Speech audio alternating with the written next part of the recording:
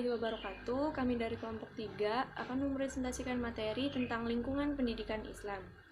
Kami beranggotakan yang pertama saya Noer Fadilah, kemudian Agit Pragita Silviana, kemudian Ismawar, dan juga Bella Humairah. Materi yang pertama akan disampaikan oleh saya sendiri. Pengertian lingkungan pendidikan Islam. Lingkungan pendidikan Islam pada dasarnya adalah segala sesuatu yang ada dan terjadi di sekeliling proses pendidikan yang terdiri dari manusia, binatang, tumbuh-tumbuhan, dan benda mati. Akan tetapi dalam hal ini menurut Haji Rumayulis, yang paling menentukan adalah lingkungan yang berupa manusia atau masyarakat. Dalam arti yang luas, lingkungan mencakup iklim dan geografis, tempat tinggal, adat istiadat, pengetahuan, pendidikan, dan alam. Dengan kata lain, lingkungan adalah segala sesuatu yang ada, terdapat dalam lingkungan kehidupan yang senantiasa berkembang. Ia adalah seluruh yang ada, baik manusia maupun benda, buatan manusia atau alam yang bergerak, kejadian-kejadian atau hal-hal yang mempunyai hubungan dengan seseorang. Omar Muhammad Al-Taumi Al-Saibani mengemukakan bahwa lingkungan ialah ruang lingkup yang berinteraksi dengan insan yang menjadi medan dan aneka bentuk kegiatannya. Keadaan sekitar benda-benda seperti air, udara, bumi, langit, matahari, dan sebagainya juga bermasyarakat yang merangkumi insan pribadi, kelompok, institusi, dan sebagainya. Dengan demikian, lingkungan adalah segala sesuatu yang ada di sekitar anak, baik berupa benda-benda, peristiwa yang terjadi, maupun kondisi bermasyarakat. Terutama yang dapat memberi pengaruh yang kuat terhadap anak yaitu lingkungan di mana proses pendidikan berlangsung dan lingkungan di mana anak bergaul sehari-harinya. Pengaruh lingkungan terhadap anak didik dapat positif, namun tidak dapat dipungkiri, dapat memberi juga pengaruh yang negatif. Pengaruh lingkungan terhadap anak didik dapat memberikan dorongan terhadap keberhasilan itu, dan itu dikatakan positif. Dikatakan negatif apabila lingkungan menghambat keberhasilan proses pendidikan. Lingkungan pendidikan juga didefinisikan sebagai suatu institusi atau kelembagaan tempat pendidikan itu berlangsung. Lingkungan tersebut akan mempengaruhi proses pendidikan yang berlangsung. Dalam beberapa sumber bacaan kependidikan, jarang dijumpai pendapat para ahli tentang pengertian lingkungan pendidikan Islam. Kajian lingkungan pendidikan Islam, Tarbiyah Islamiyah, biasanya terintegrasi secara implisit dengan pembahasan mengenai macam-macam lingkungan pendidikan. Yang kedua yaitu macam-macam lingkungan pendidikan Islam. Yang pertama, lingkungan keluarga. Dalam proses pendidikan, sebelum mengenal masyarakat yang lebih luas dan sebelum mendapat bimbingan dari sekolah, seorang anak lebih dulu memperoleh bimbingan dari keluarganya. Keluarga merupakan suatu sosial terkecil dalam kehidupan umat manusia sebagai makhluk sosial. Ia merupakan unit pertama dalam masyarakat. Disitulah terbentuknya tahap awal proses sosialisasi dan perkembangan individu. Menurut Hamudah Abad Al-Ati, definisi keluarga dilihat secara operasional adalah suatu struktur yang bersifat khusus satu sama lain dalam keluarga itu mempunyai ikatan, apakah lewat hubungan darah atau pernikahan. Pengertian keluarga dalam Islam adalah suatu sistem kehidupan masyarakat yang terkecil yang dibatasi oleh adanya keturunan atau nasab, atau disebut juga ummah akibat adanya kesamaan agama. Keluarga merupakan mikrokosmos tempat manusia baru diciptakan dan merupakan sumber yang banyak memberikan dasar-dasar ajaran bagi seseorang dan merupakan faktor yang penting dalam pembinaan mental seseorang. Sebelum seorang anak berintegrasi dalam lingkungan masyarakat, terlebih dahulu menerima pengalaman-pengalaman dari keluarga di rumah, terutama dari seorang ibu dan kemudian dari seorang ayah dan juga para kerabatnya. Agar interaksi dengan anggota masyarakat berjalan secara lancar dan tidak mengalami rintangan, maka diperlukan adanya landasan moral yang kuat yang mendasari pembinaan keluarga tersebut. Tugas orang tua ini akan lebih jelas lagi apabila dihubungkan dengan firman Allah yang berbunyi sebagai berikut. Hai orang-orang yang beriman, peliharalah dirimu dan keluargamu dari api neraka yang bahan bakarnya adalah manusia dan batu. penjaganya malaikat-malaikat yang kasar, yang keras, yang tidak mendurhakai Allah terhadap apa yang diperintahkannya kepada mereka, dan selalu mengerjakan apa yang diperintahkannya. Quran Surat At-Tahrim. Orang tua selain sebagai pendidik juga sebagai penanggung jawab. Oleh karena itu, orang tua dituntut menjadi teladan bagi anak-anaknya, baik berkenaan dengan ibadah, akhlak, dan sebagainya. Dengan begitu, kepribadian anak yang islami akan terbentuk sejak dini sehingga menjadi modal awal dan menentukan dalam proses pendidikan selanjutnya yang akan ia jalani. Fungsi keluarga dalam kajian lingkungan pendidikan Islam sekurang-kurangnya ada dua, yaitu keluarga sebagai institusi sosial. Di sini orang tua berkewajiban mengembangkan fitrah dan bakat yang dimiliki anaknya. Kedua, keluarga sebagai institusi keagamaan. Manusia adalah salah satunya makhluk yang dapat dididik dan membutuhkan pendidikan. Pada hakikatnya, kewajiban mendidik anak melekat pada diri orang tua bukan saja karena mendidik anak merupakan perintah agama, melainkan juga merupakan bagian dari pemenuhan terhadap kebutuhan psikis atau rohani, dari kepentingan diri sendiri sebagai pribadi maupun sebagai anggota masyarakat. Dalam perspektif Islam, yang jauh lebih penting adalah peran orang tua menanamkan nilai-nilai keagamaan dan keimanan anak. Model pendidikan keimanan yang diberikan orang tua kepada anak dituntut agar lebih dapat merangsang anak dalam mencontoh perilaku orang tuanya, uswatun hasanah. Sekian dari saya, kurang lebihnya mohon maaf. Materi selanjutnya akan disampaikan oleh rekan saya. Assalamualaikum warahmatullahi wabarakatuh. Saya Agit Pragita Selviana dengan NIM 281.00009 ingin melanjutkan penjelasan materi. 1. Dalam mempengaruhi proses sosialisasi ada beberapa metode yang dapat dipergunakan oleh orang tua. Yang pertama, pembiasaan. Anak dalam perkembangan kepribadiannya selalu membutuhkan tokoh identifikasi. Biasanya, anak menjadikan orang tuanya sebagai tokoh identifikasi. Dalam proses identifikasi, anak tidak saja ingin menjadi secara lahiriah, tapi terutama justru batiniah. Oleh karena itu, menurut Ulwan, peranan pembiasaan dalam proses identifikasi ini memegang peranan penting. Dalam lingkup keluarga, orang tua dapat melaksanakan pendidikan Islam melalui kebiasaan, seperti membiasakan mengucapkan basmalah sebelum memulai suatu pekerjaan, hamdalah sebagai ucapan syukur atas segala hasil dan kenikmatan yang diterima, Masya Allah sewaktu keheranan, takjub terhadap sesuatu, astagfirullah sewaktu terjadi kekeliruan. Yang kedua, keteladanan.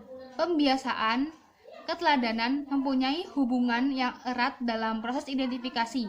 Oleh karena itu, anak-anak menjadikan orang tuanya sebagai proses identifikasi, maka kebiasaan-kebiasaan yang dilakukan oleh orang tua selalu ditiru oleh anak-anak. 3. Latihan dan praktikum. Latihan dan praktikum merupakan metode yang penting dalam pendidikan Islam. Di keluarga, teknik pendidikan yang bersifat praktik dan alamiah merupakan hal yang pokok dalam Islam pada umumnya. Hal ini dapat dilihat dalam ibadah, sholat, zakat, haji, sedekah, latihan dan praktek keagamaan yang dapat dilakukan di rumah tangga berupa A. Ibadah ritual seperti praktek sholat, wudhu, tayamum, azan, iqomah, membaca Al-Quran, sholawat berjamaah, sholat sunnah.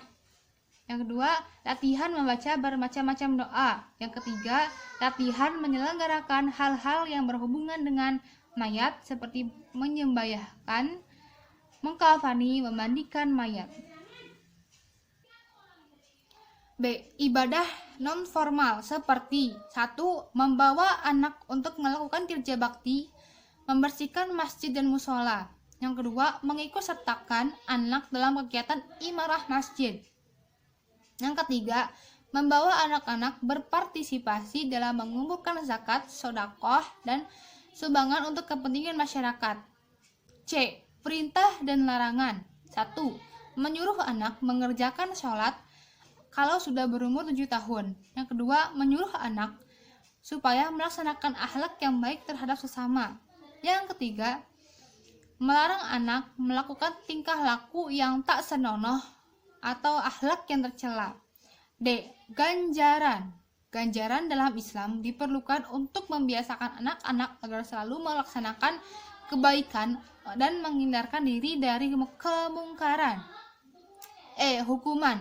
Metode hukuman dapat pula dilaksanakan dalam pendidikan Islam selama tidak ada cara lain untuk memperbaiki kesalahan. 2. Lingkungan sekolah. Kegiatan pendidikan pada mulanya dilaksanakannya dalam lingkungan keluarga dalam menempatkan ayah dan ibu sebagai pendidik utama. Dengan semakin dewasanya anak, semakin banyak hal-hal yang dibutuhkan untuk dapat hidup di dalam masyarakat secara layak dan wajar. Orang tua memerlukan bantuan dalam mendidik anak-anak supaya dapat hidup berdiri sendiri secara layak di tengah-tengah masyarakat tanpa menggantungkan diri kepada orang lain. Sekolah dalam Islam disebut madrasah, merupakan lembaga pendidikan formal, juga menentukan membentuk kepribadian anak didik yang islami. Secara historis, keberadaan sekolah merupakan perkembangan lebih lanjut dari keberadaan masjid. Sekian dari saya. Selanjutnya akan dilanjutkan oleh rekan saya. Wassalamualaikum warahmatullahi wabarakatuh. Assalamualaikum warahmatullahi wabarakatuh. Perkenalkan, nama saya Ismawar dengan NIM 200811101010. Akan melanjutkan materi dari teman saya yang sebelumnya. 3. Lingkungan pendidikan di masyarakat. Masyarakat sebagai lembaga pendidikan nonformal juga menjadi bagian terpenting dalam proses pendidikan, tetapi tidak mengikuti peraturan-peraturan yang tetap dan ketat. Masyarakat yang terdiri dari sekelompok atau beberapa individu yang beragam akan mempengaruhi pendidikan peserta didik yang tinggal di sekitarnya. Oleh karena itu, dalam pendidikan Islam, masyarakat memiliki tanggung jawab dalam mendidik generasi muda tersebut. Menurut Al-Nawawi tahun 1995, tanggung jawab masyarakat terhadap pendidikan tersebut hendaknya melakukan beberapa hal, yaitu pertama, menyadari bahwa Allah menjadikan masyarakat sebagai penyuruh kebaikan dan pelarang kemungkaran atau ammar ma'ruf nahi mungkar, sebagaimana yang tertera dalam surah Ali Imran ayat 104. Kedua, dalam masyarakat, Islam menyuruh anak-anak dianggap anak sendiri, mendidik anak-anak yang ada di lingkungan mereka sebagaimana mereka mendidik anak sendiri. Ketiga, jika ada orang yang berbuat jahat, maka masyarakat turut menghadapinya dengan menegakkan hukum yang berlaku, termasuk adanya ancaman, hukuman, dan kekerasan lain dengan cara terdidik. Keempat, masyarakat pun dapat melakukan pembinaan melalui pengisolasian, pemboikatan, atau pemutusan hubungan kemasyarakatan sebagaimana yang telah dicontohkan oleh Nabi. Kelima, pendidikan kemasyarakatan dapat dilakukan melalui kerjasama yang utuh, karena masyarakat Muslim adalah masyarakat yang padu. Dapat disimpulkan bahwa masyarakat sebagai lingkungan pendidikan yang lebih luas turut berperan dalam terselenggaranya proses pendidikan. Setiap individu sebagai anggota dari masyarakat tersebut harus bertanggung jawab dalam menciptakan suasana yang nyaman dan mendukung. Oleh karena itu, dalam pendidikan anak pun umat Islam dituntut untuk memilih lingkungan yang mendukung pendidikan anak atau peserta didik untuk memilih lingkungan masyarakat yang kurang baik, perkembangan kepribadian anak tersebut akan bermasalah. Kontribusi masyarakat dalam pendidikan yang ada di sekitarnya melahirkan berbagai bentuk pendidikan kemasyarakatan. seperti masjid. Di dalam Islam, sejarah pendidikan dimulai semenjak diangkatnya Nabi Muhammad SAW sebagai Nabi dan Rasulullah. Masjid dengan segala perlengkapannya merupakan lingkungan pendidikan Islam yang dapat diupayakan untuk mempengaruhi peserta didik. Betapa pentingnya peranan masjid sebagai lingkungan pendidikan Islam dapat dilihat pada usaha-usaha dan perhayaan Rasulullah SAW terhadap masjid.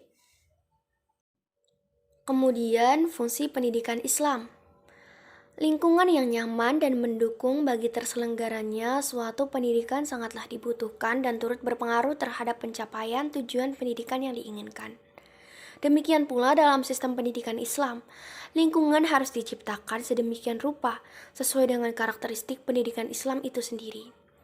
Meskipun lingkungan tidak bertanggung jawab terhadap kedewasaan anak didik, namun lingkungan merupakan faktor yang sangat menentukan dan pengaruhnya sangat besar terhadap anak didik. Sebab bagaimanapun seorang anak tinggal dalam suatu lingkungan, disadari atau tidak, lingkungan tersebut akan mempengaruhi anak tersebut. Hal ini sesuai dengan sabda Rasulullah SAW dari riwayat Abu Hurairah yang berbunyi, Bismillahirrahmanirrahim. Qala an-nabiy sallallahu alaihi wasallam, kullu mauludi yuladu 'ala al-fitrati fa abawahu yuhawwidanihi aw yunassiranihi aw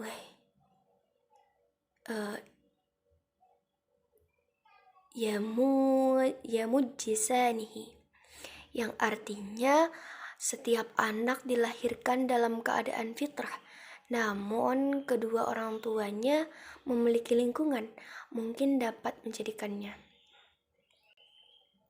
Hal ini menunjukkan bahwa Islam mengakui potensi lingkungan yang pengaruhnya dapat sangat kuat, sehingga sangat mungkin dapat mengalahkan fitrah. Dengan demikian dapat disimpulkan bahwa lingkungan pendidikan sangat berperan penting dalam penyelenggaraan pendidikan Islam. Sebab lingkungan yang juga dikenal dengan institusi itu merupakan tempat terjadinya proses pendidikan, yang secara umum lingkungan tersebut dapat dilihat oleh 3 hal, yaitu keluarga, sekolah, dan masyarakat. Keluarga sangat diperlukan untuk mendidik anak-anaknya sesuai dengan prinsip-prinsip ajaran Islam, serta memberikan bekal kepada peserta didik untuk mengembangkan potensi yang dimilikinya ketika berada di lingkungan sekolah dan masyarakat tersebut. Sementara itu, sekolah atau madrasah juga berperan penting dalam proses pendidikan. Sekolah sebagai lembaga pendidikan formal yang pada hakikatnya sebagai institusi yang menyandang amanah dari orang tua dan masyarakat, harus menyelenggarakan pendidikan yang profesional sesuai dengan prinsip-prinsip dan karakteristik pendidikan Islam. Sekolah harus mengajarkan berbagai ilmu pengetahuan dan keahlian bagi peserta didiknya sesuai dengan kemampuan peserta didik itu sendiri. Begitu pula masyarakat dituntut perannya dalam menciptakan tatanan masyarakat yang nyaman dan peduli terhadap pendidikan. Masyarakat diharapkan terlibat aktif dalam meningkatkan kualitas pendidikan yang ada di sekitarnya. Jika ditinjau dari segi manfaatnya, pendidikan non formal berperan dalam beberapa poin. Itu yang pertama, peningkatan pendidikan informal. Artinya potensi-potensi yang ada dalam setiap individu tidak hanya sekadar hiasan untuk dirinya pribadi, tetapi harus dapat bermanfaat terhadap lingkungan masyarakatnya. Kemudian yang kedua, kelengkapan pendidikan formal. Pendidikan non formal sebagai pelengkap. Artinya adalah jika ada hal yang tidak dapat terpenuhi hanya dengan pendidikan formal, maka dapat dilaksanakan pada lembaga non formal. Sebagai contoh, Pada masa sekarang ini terdapat pendidikan berbasis masyarakat yang memberikan pengetahuan dan keterampilan yang belum tentu disampaikan di lembaga pendidikan formal. Nah, dan biasanya berbentuk lembaga kursus. Kemudian ketiga lingkungan pendidikan Islam tersebut harus saling bekerja sama serta harmonis sehingga terbentuklah pendidikan terpadu yang diikat dengan ajaran Islam. Dengan keterpaduan seperti ini diharapkan amar ma'ruf nahi munkar dalam komunitas masyarakat tersebut dapat ditegakkan sehingga terwujudlah masyarakat yang diberkahi dan tatanan masyarakat yang baladatun tayyibatun wa rabbun ghafur. Assalamualaikum warahmatullahi wabarakatuh. Nama saya Bella Humaira dengan NIM 20081110027 akan melanjutkan presentasi dari rekan saya. Secara umum, fungsi lingkungan pendidikan Islam adalah membantu peserta didik dalam interaksi dengan berbagai lingkungan sekitarnya, utamanya sebagai sumber daya pendidik yang tersedia, agar dapat mencapai tujuan pendidikan yang optimal antara lingkungan yang satu dengan lingkungan yang lainnya. Tidak mungkin untuk diri sendiri. Terdapat hubungan timbal balik yang saling mempengaruhi antar lingkungan pendidikan, lingkungan keluarga sebagai dasar pembentukan sikap dan sifat manusia, lingkungan sekolah sebagai bakal skill dan ilmu pengetahuan, sedangkan lingkungan masyarakat merupakan tempat praktek dari bekal yang diperoleh di keluarga dan sekolah, sekaligus sebagai tempat pengembangan kemampuan diri. Media massa sebagai sumber berita, wahana penebar wacana baru, menimba ilmu pengetahuan, dan menanamkan pola pikir pada anak. Yang keempat yaitu pembinaan lingkungan dalam pendidikan Islam. Untuk mewujudkan pendidikan yang berkualitas, maka 3 lembaga atau lingkungan pendidik yakni lingkungan keluarga, lingkungan sekolah, dan lingkungan sosial perlu bekerja sama secara harmonis. Orang tua di tingkat keluarga harus memperhatikan pendidikan anak-anaknya terutama dalam aspek keteladanan dan kebiasaan serta penanaman nilai-nilai. Orang tua juga harus menyadari tanggung jawabnya dalam mendidik anak-anaknya, tidak sebatas taat beribadah kepada Allah semata, seperti sholat, puasa, dan ibadah-ibadah khusus lainnya. Akan tetapi, orang tua juga memperhatikan pendidikan bagi anaknya sesuai dengan tujuan pendidikan yang ada dalam Islam, termasuk di antara persiapan anaknya yang memiliki kemampuan dan keahlian sehingga ia dapat menjalankan kehidupannya sebagai hamba Allah sekaligus sebagai khalifah fil ardi serta menemukan kebahagiaan yang hakiki, dunia dan akhirat. Selain itu, orang tua juga dituntut untuk mempersiapkan anaknya sebagai anggota masyarakat yang baik, sebab masyarakat yang baik berasal dari individu yang baik sebagai anggota dari suatu komunitas masyarakat itu sendiri. Mengenai hal ini, Allah Subhanahu wa Ta'ala juga telah menegaskan, bagi manusia ada malaikat-malaikat yang selalu mengikutinya bergiliran di muka dan di belakangnya. Mereka menjaga atas perintah Allah. Sesungguhnya Allah tidak merubah keadaan suatu kaum sehingga mereka merubah keadaan yang ada pada diri mereka sendiri. Dan apabila Allah menghendaki keburukan terhadap suatu kaum, maka tak ada yang dapat menolaknya, dan sekali-kali tak ada pelindung bagi mereka selain Dia. Quran Surat Al-Ardu ayat 11. Menyadari besarnya tanggung jawab orang tua pada pendidikan anak, maka orang tua juga seyogyanya bekerja sama dengan sekolah atau madrasah sebagai lingkungan pendidikan formal untuk membantu pendidikan anak tersebut. Dalam hubungan dengan sekolah, orang tua mesti berkoordinasi dengan baik dengan sekolah tersebut, bukan malah menyerahkan begitu saja kepada sekolah. Sebaliknya, pihak sekolah juga menyadari bahwa peserta didik yang ia didik merupakan amanah dari orang tua mereka, sehingga bantuan dan keterlibatan orang tua sangat dibutuhkan. Kemudian, sekolah juga mampu memberdayakan masyarakat seoptimal mungkin dalam rangka meningkatkan kualitas pendidikan yang diterapkan. Begitu pula masyarakat pada umumnya harus menyadari pentingnya penyelenggaraan pendidikan yang dimulai dari tingkat keluarga hingga kepada sekolah serta lembaga-lembaga pendidikan non-formal lainnya dalam upaya pencerdasan umat. Sebab antara pendidikan dengan peradaban yang dihasilkan suatu masyarakat memiliki korelatif positif. Semakin berpendidikan suatu masyarakat, maka semakin tinggi pula peradaban yang ia hasilkan. Demikian sebaliknya. Jadi dibutuhkan seorang pendidik terpadu antara tiga lingkungan pendidikan tersebut. Dengan keterpaduan ketiganya diharapkan pendidikan yang dilaksanakan mampu mewujudkan tujuan yang diinginkan. Pendidikan terpadu seperti inilah yang diinginkan dalam perspektif pendidikan Islam. Bahkan prinsip internal atau terpadu menjadi salah satu prinsip dalam sistem pendidikan Islam. Prinsip ini tentu tidak hanya keterpaduan antara dunia dan akhirat, individu dan masyarakat, atau jasmani dan rohani, akan tetapi keterpaduan antara lingkungan keluarga, sekolah, dan masyarakat juga termasuk di dalamnya. Sekian presentasi dari kelompok kami, kurang lebihnya kami mohon maaf. Wassalamualaikum warahmatullahi wabarakatuh.